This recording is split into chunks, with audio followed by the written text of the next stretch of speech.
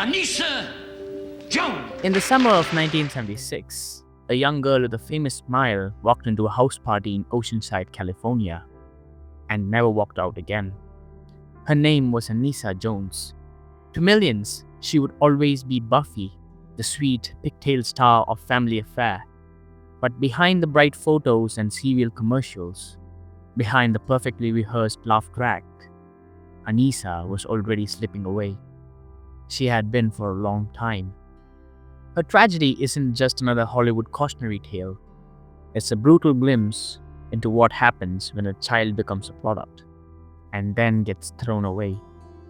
Born Mary Anissa Jones on March 11, 1958 in Lafayette, Indiana, Anissa was a spark from the beginning. Sharp, charming, the smile that could light up a room, and a vulnerability that made you want to protect her. But life at home wasn't a picture-perfect frame. Her parents' marriage was already fraying, bitter arguments growing louder by the week. When she was just a toddler, the family packed up and moved to California, chasing a new start. Instead, they found more chaos. A bruising custody battle unfolded, one that ripped Anissa's little world in half. Her mother fought fiercely to keep her close. Some said it was to nurture her. Others whispered it was to chase the spotlight through her. By the age of 4, Anissa was in dance classes. By 6, she was smiling for serial commercials. And by 8, Hollywood had found her. And once it did, it never let go. In 1966, Anissa was cast as Buffy on Family Affair, a sugary sweet sitcom that America clung to like comfort food during uneasy times.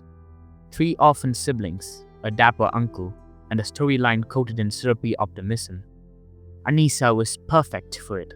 Tiny for her age, all big eyes and pigtails and innocence. Overnight, America fell in love. They bought lunch boxes with her face, wore t-shirts with her smile, tucked Mrs. Beasley's dolls, modeled after her character's favorite toy, into their beds at night.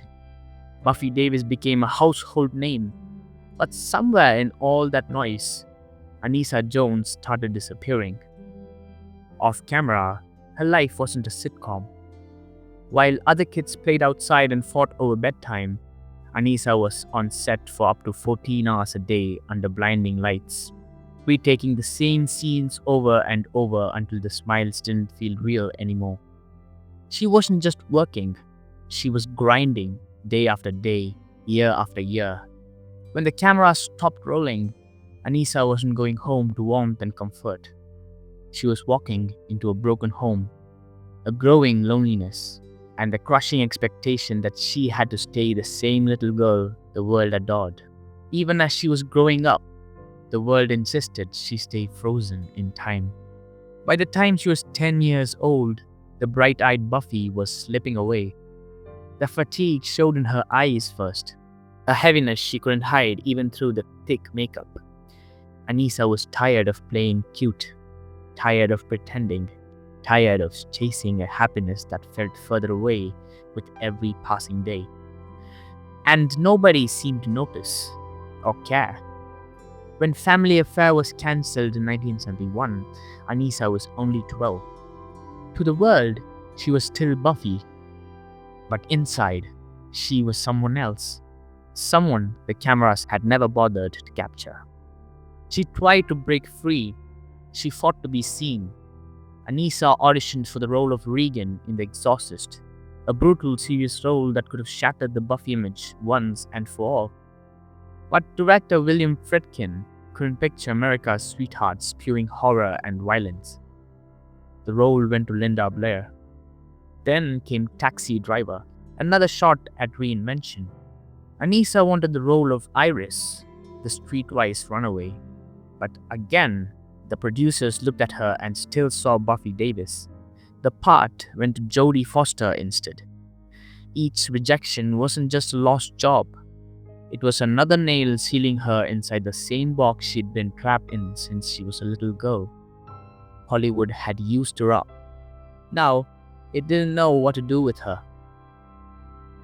Adrift and unseen, Anissa drifted toward the only places that didn't expect her to smile: the streets, the crowds that didn't care who she had been. She tried normal life, short stints at a donut shop, retail work. But how could someone who had spent her childhood being watched by millions ever feel normal? Each job ended in frustration, each paycheck a reminder that she didn't belong anywhere anymore. She turned to drugs, first marijuana, then pills, and eventually harder poisons that numbed the ache better than any applause ever had. At just 16, Anissa was already slipping through cracks most people didn't even know existed. She stole for thrills. She ran away from home. She sought out the kind of reckless highs that made the loneliness quieter, if only for a night. In March 1974, just days before her 16th birthday, her father, the only steady anchor she had left, died suddenly of heart disease. It shattered her. If there was still a chance for Anissa to find her way back, it died with him. Her mother tried to keep her close, but it was already too late. On August 28, 1976, Anissa, now 18, went to a party in Oceanside. Another night trying to outrun the sadness. Another crowd chasing the same temporary heights. She drank, she smoked, she used. And sometime in the dark, surrounded by people who didn't know how lost she truly was, Anissa Jones closed her eyes and didn't open them again. By morning, she was gone. The coroner's report read like a horror story. Cocaine, PCP, quaaludes, seconal, methaqualone. A toxic storm inside a body that weighed just 87 pounds. It was one of the most catastrophic drug overdoses the country had ever seen. Anissa didn't die with the camera rolling. She didn't die in a hospital with loved ones holding her hand. She died quietly, anonymously, in a stranger's home, the world she had once dazzled moving on without her. She was buried at Westwood Village Memorial Park, not far from Marilyn Monroe, another star who found out too late how brutal fame can be. Her brother, Paul, the person who understood her better than anyone, never recovered from losing her. 9 years later, he followed her path, dying of a drug overdose at just 24. Anissa Jones never had a chance to grow up, never had a chance to show the world who she really was underneath the pigtails and the punchlines. Hollywood didn't just forget her, it never really knew her at all. And in the quiet that followed, as the laugh tracks faded and the lunchboxes gathered dust, Anissa's real story, the girl behind Buffy, was lost to static.